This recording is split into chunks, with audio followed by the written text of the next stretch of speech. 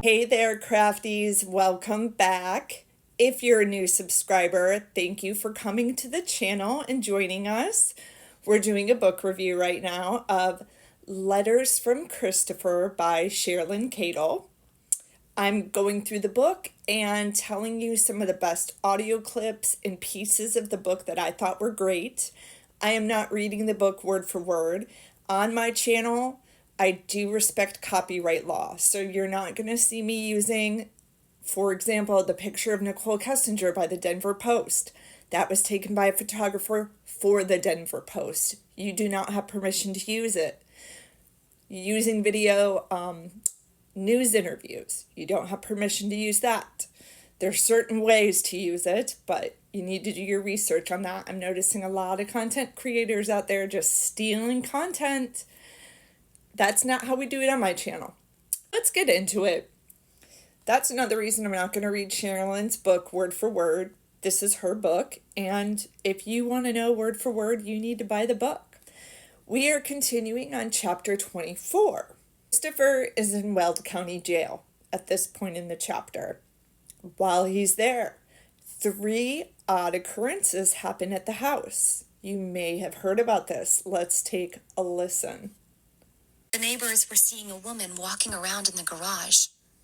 There are police cam videos of 4 policemen arriving at the Watts house. Clearly shown, the garage lights were on. As they opened the front door, they were met with eerie darkness coming from the house. They went inside and yelled several times for whoever was in the house to make themselves known. There was no answer. They went to the garage and, with guns drawn, opened the door to the garage and yelled again. When they opened the garage door, however, the lights were off. They searched every inch of the house, but no one was there. There was no way out of the garage without coming into the house and without opening the big garage door. But then, they would have no way to shut it.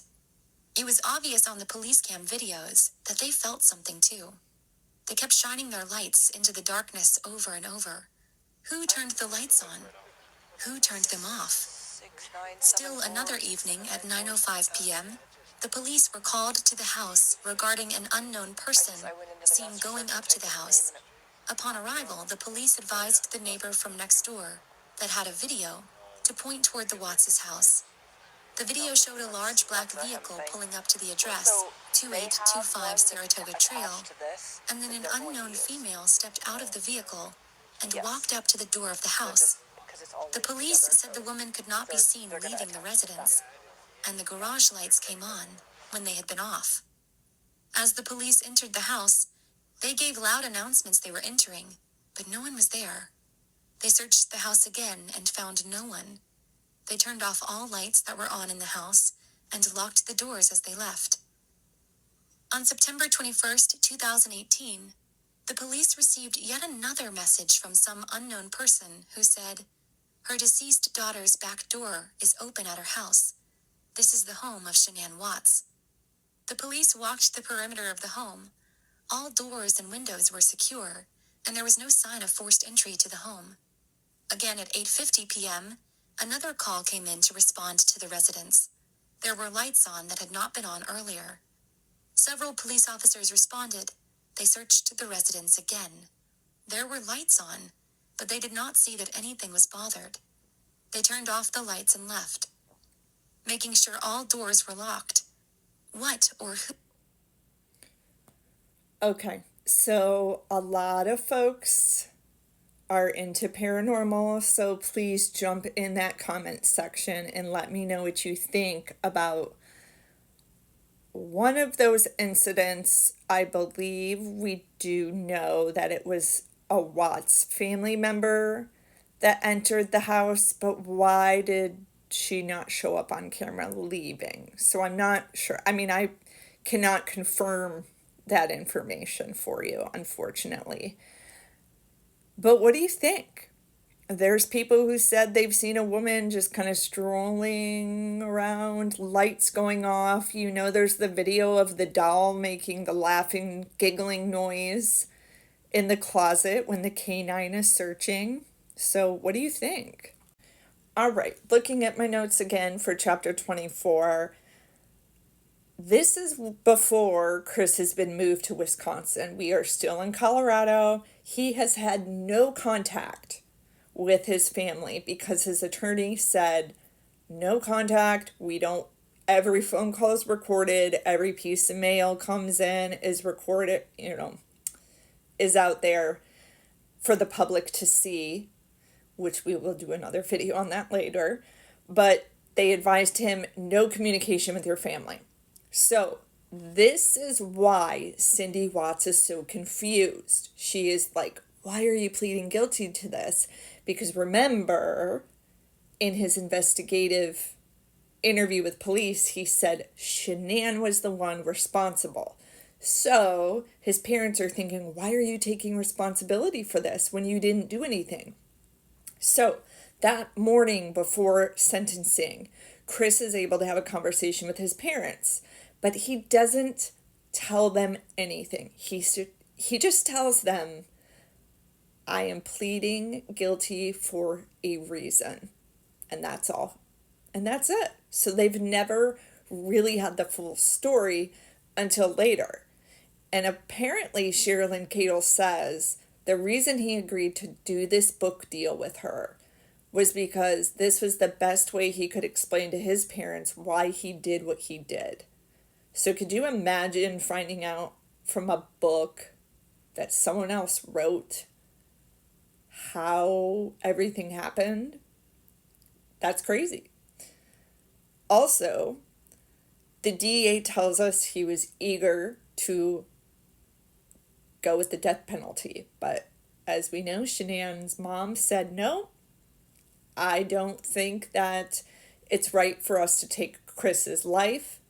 As you know, she went on Dr. Phil several months later when this book came out and found out the details when they went to Wisconsin. And she said, well, I would have picked the death penalty.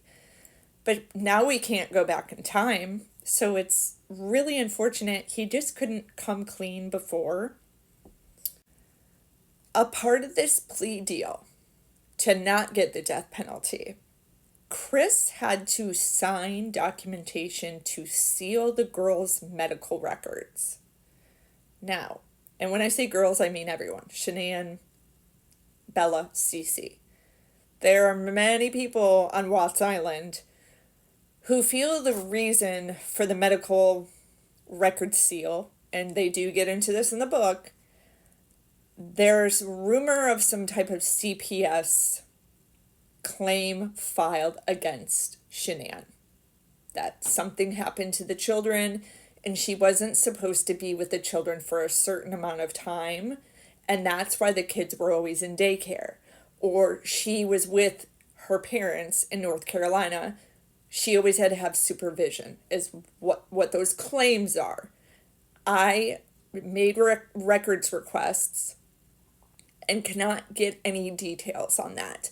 If anything comes about, I will let you know. This is how I do things. I do it just like old school journalism. I request those reports. I put in the information we're trying to find out and see what we can get back. So we don't really know why those medical records were sealed. There is also speculation that people think that Shanann didn't have lupus because the autopsy report said no disease found.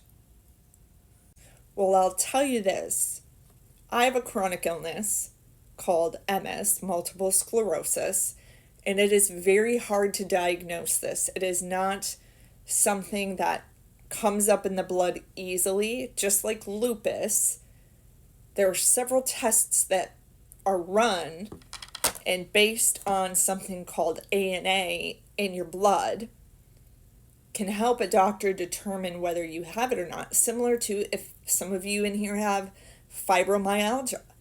These are chronic diseases that are extremely difficult to diagnose. So if she did have lupus, she did. If she didn't, hey, then she didn't. She was still raising awareness and raising funds for it.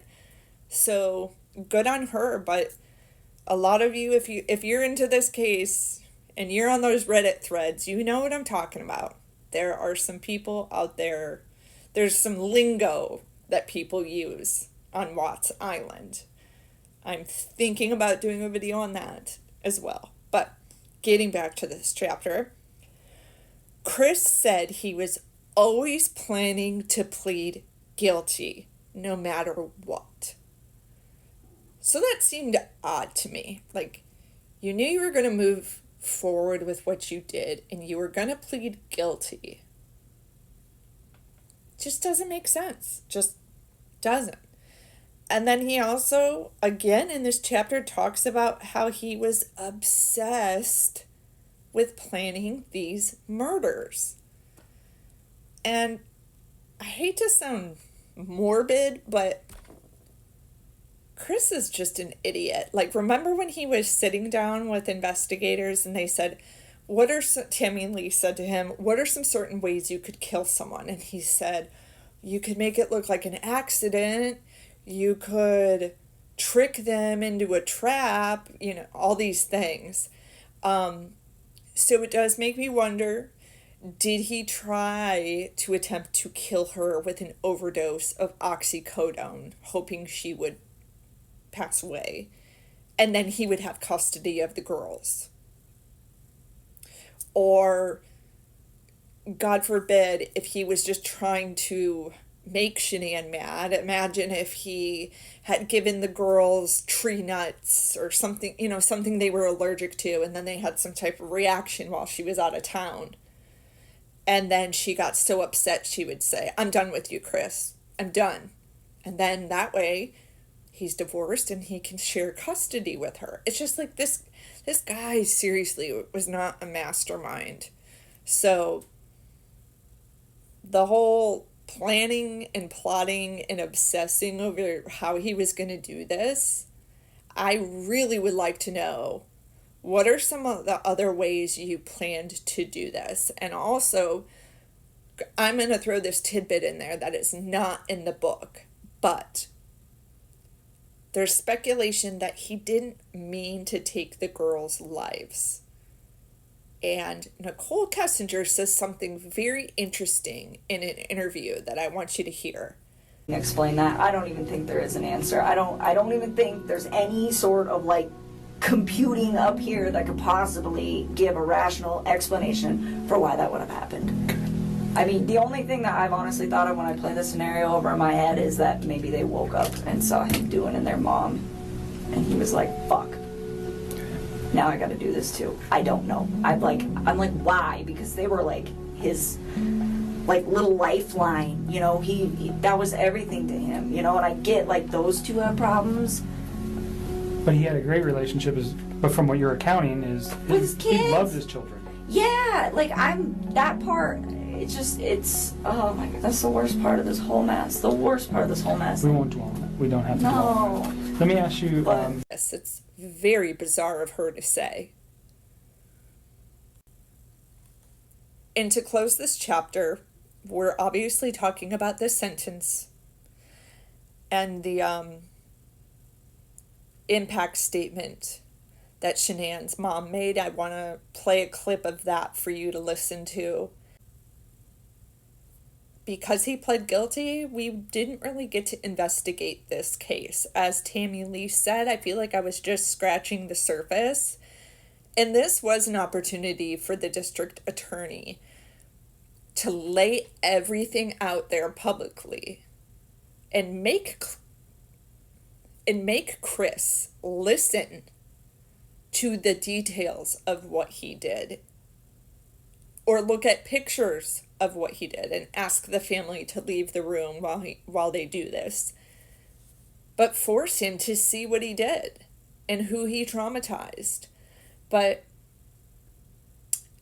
I don't know, that's not my field, but I know a lot of people in that field are saying he really dropped the ball. Let's be honest, he was probably exhausted and traumatized from this whole ordeal and wanted to be done with it and put him behind bars, throw away the key, and be done with it. Really, FBI, the DA's office, the CBI, for exceptional work. We thank Nichole Kessinger Shannon's neighbor, Nathan, and his family. To me, they're our heroes. They really are. God bless. God makes no mistakes on who he puts in your life. Marriage is about love, trust, and friendship and unity. We marry for sickness and health, to death do us part. Our daughter Shannon loved you with all of her heart. Your children loved you to the moon and back. Shannon's family was her world. Shannon put a crown on your head. But unfortunately, the day that you took their life, God removed that crown. We loved you like a son. We trusted you. Your faithful wife trusted you. Your children adored you, and they also trusted you. Your daughter Bella Marie sang a song proudly. I don't know if you got to see it, but it was, Daddy, you're my hero. I have no idea who gave you the right to take their lives.